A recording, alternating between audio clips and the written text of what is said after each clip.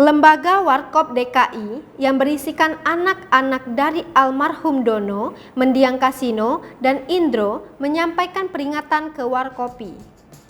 Bisa jadi ini adalah peringatan terakhir dari Lembaga Warkop DKI bersama Indro Warkop kepada grup parodi tersebut. Tribunnews.com merangkum beberapa peringatan yang disampaikan pihak Lembaga Warkop DKI dalam jumpa pers virtual. Grup parodi Warkopi itu diminta untuk mengganti nama karena dirasa memiliki kesamaan dengan grup lawak Warkop DKI yang brandnya sudah terdaftar di Haki. Satrio Sarwo Trengginas, putra bungsu dari almarhum Dono, membacakan statement tersebut dalam jumpa pers virtual. Dalam jumpa pers virtual tersebut, Lembaga Warkop DKI memberikan waktu selama seminggu pada Warkopi untuk mengganti nama. Indro Warkop memberikan saran yang menurutnya adalah jalan terbaik untuk perkembangan karir Warkopi.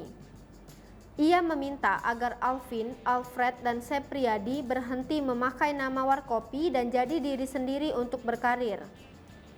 Indro merasa selama ini tak ada peniru yang bisa sukses di dunia entertain jika pada akhirnya tak menjadi diri sendiri. Lembaga Warkop DKI meminta Warkopi dan manajemennya menjelaskan maksud dan tujuan hadirnya Warkopi di Indonesia.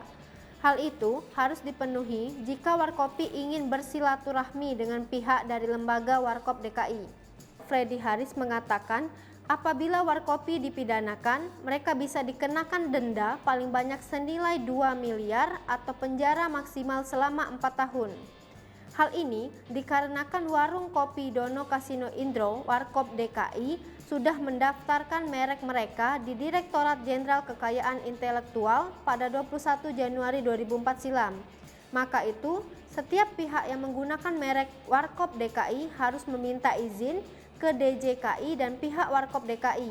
Apabila tidak, dapat dikenakan hukuman pidana sesuai dengan undang-undang yang berlaku.